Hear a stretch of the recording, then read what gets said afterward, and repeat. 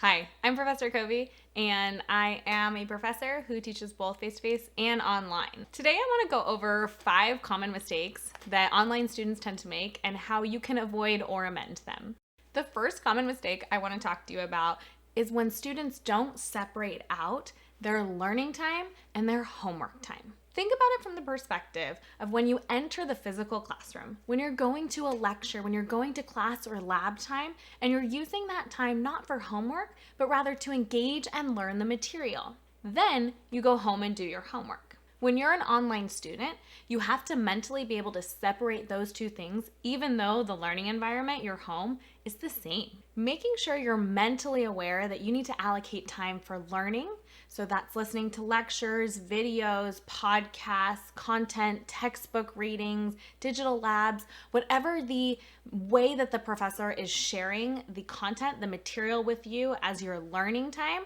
Make sure you're separating that out from what you've allocated for homework time. If you're not able to do that, you tend to see way more procrastination. And as an instructor, that's when I see those very last minute submissions, is when the students didn't allocate the time to learn the material before trying to complete the homework. This procrastination can also mess with you when you're trying to do a quiz that's timed online, when you have the window open for a couple of hours for your homework because you're also trying to learn and complete the homework and it times out. So it's not only rushing to get the material done that procrastination can hurt you, it can also hurt you on the platforms when they do in fact time out. I think once online students make that mental switch, once they realize they have to both learn and perform showing their homework, they're able to do a lot better job in the online classroom by separating out those two things. Okay, number 2, another very common mistake I see online students make is thinking that you will pay attention perfectly. I know it sounds harsh and I'm not even that sorry, but you can't pay attention perfectly. Like, I can't even do it. I turn my phone off, not on silent, not notifications off. I turn it off. If I don't need the internet, I shut that down as well when I need to be preparing a lecture or grading or doing any other kind of work. Let's be honest, you can't trust yourself with all of these distractions around us. So do yourself a favor and turn off every possible distraction you can. Even if you're like texting your boo all day, let them know I need a few hours. I'm not going to be responding. I'm getting some work done. Now, this doesn't apply to just technology. Think about the environment that you're learning in as well. I highly recommend against doing your classwork in bed. The psychology professors, I'm sure, will back me up on this one with way better peer-reviewed studies. But just from your own experience, I'm sure you can imagine that it's harder to really stay focused and engaged if you're lying relaxedly in bed. Even if your home doesn't have a lot of space to create an academic environment, do what you can with what you have. Even if it's a TV tray table that you've set up right next to your bed and you can like stage a few academic looking things around it, at least you've got a space that you know you have to be in the zone for. Now, I do some things when I'm really trying to get in the zone. Instead of this chair here, I actually use one of those exercise balls. It helps me when I sit on that to feel more upright, to feel more engaged. I have friends that really like stand-up desks. They use those too to get that same sort of empowered posture when they're really focused on their work. And even my husband uses our kitchen table. He takes over that little real estate in our small house to do his work because it's the sunniest, brightest environment. So think about where you can try to find space in your home to really dedicate to academics, to be in that work mode. Once you've turned off as many distractions as you can and created a sort of academic environment for yourself, find ways to encourage yourself to keep going, to be able to utilize all that time for your classwork and your homework. So that might be something simple like giving yourself a treat after you've done a couple hours of work. Chocolate, please.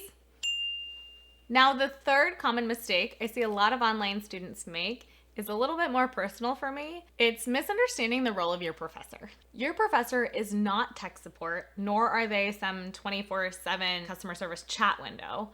Your professor is there to help you with the academics, with the content, with the engagement of the material for the class they are teaching you, as well as provide a support system for you as a student. Please don't expect us to respond to your rant stream of consciousness email at 3 a.m. Now, if you want to email me at 3 a.m., go for it. That's absolutely fine. That might be the time when you are able to get the most work done.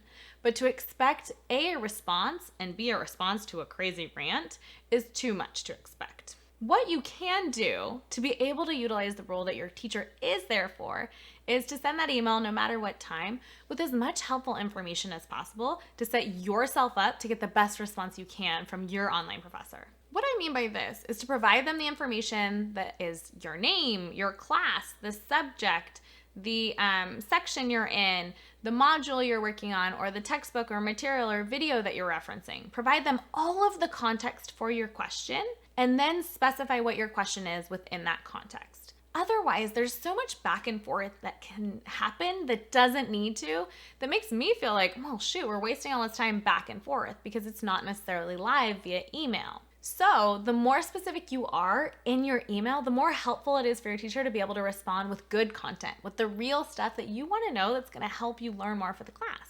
If you do have some sort of technical concern and you need to contact your teacher, don't just send the email and assume that they'll get it. Instead, please provide us screenshots. And if you're trying to submit something online right near the deadline and you're having upload issues, not only send a screenshot of that upload issue, but send the work that's due. All too often I get those emails, and it's really difficult as an online professor to know whether or not they're legitimate.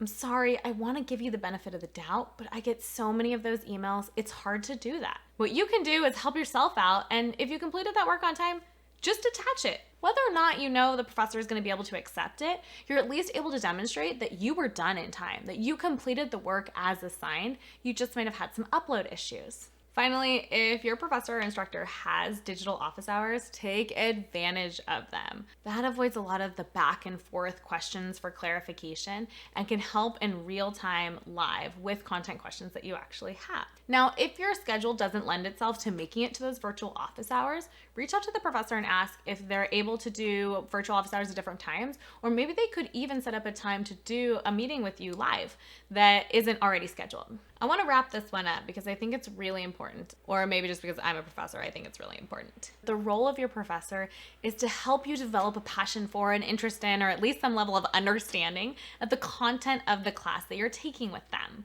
They want you to feel connected to it, so any communication or questions that you have with them about that is very welcome. Cruising on through to number 4, another common mistake that I see online students make is not creating a consistent organizational system for your materials. There are a couple ways you can do this. If you watched my other videos, you know I'm a big fan of printing things out, but maybe that makes me a little old-fashioned, and I imagine a lot of you don't have printers because of the cost or because you just don't, and no one does anymore, and I'm once again aging myself. But regardless, I like when you can handwrite or print out materials, get a nice binder, keep it organized, glitter pens. Now, I know you're all digital, right? So I doubt like anyone's actually gonna print it, but I keep saying it. Do I sound like a broken record? I'm not sorry. If you're gonna create an organizational system online, do somewhere in the cloud or an external hard drive. I actually like in the cloud, I like Google Drive, and I'll create folders and titles that make sense to me for every single class. So that way I'm consistent for whatever the class it is. I might use the title of the class, the subject or the title of the assignment, and the date, and do that for every single assignment for that class in all of my classes. Organize them in folders accordingly. That way there are no issues when I'm submitting something to the teacher or uploading it or sharing it with someone else. It's a very clear organizational system. You don't lose time trying to find things. You don't mistakenly upload the wrong assignment. I see students do that all the time. And you're able to stay on top of it, creating a system that is consistent and the same throughout. Finally, number 5, the last common mistake online students make that I'll talk about today. Well, actually, it's definitely not the last mistake. There are plenty more I'll share with you later. But the last one I'm going to talk about on this video is failing to connect with other students in their class. Think about this when you're in a physical classroom. You have the same person you end up sitting next to in lecture all the time, and you develop a relationship with them. When you're in the regular classroom, it's a lot easier to make connections and to get to know some of your classmates. I'm sure some of your teachers or professors have encouraged you to create study groups, to exchange information with your classmates.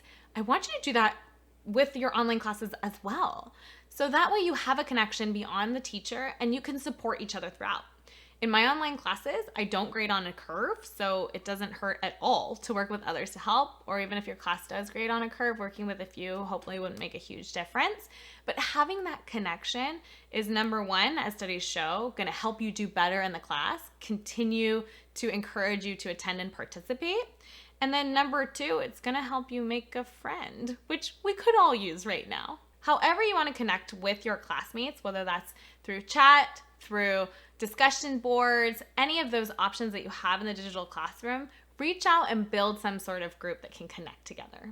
All right, so those are 5 common mistakes online students tend to make, and a couple of tips on how to avoid or amend them. Well, you're clearly ready to be the perfect online student after watching all these videos. If you want to continue to be the perfect online student, you can subscribe to our channel and click the like button for this video. I wish you well and I wish you luck in all of your online classes. Take care, and I'm gonna go get some chocolate.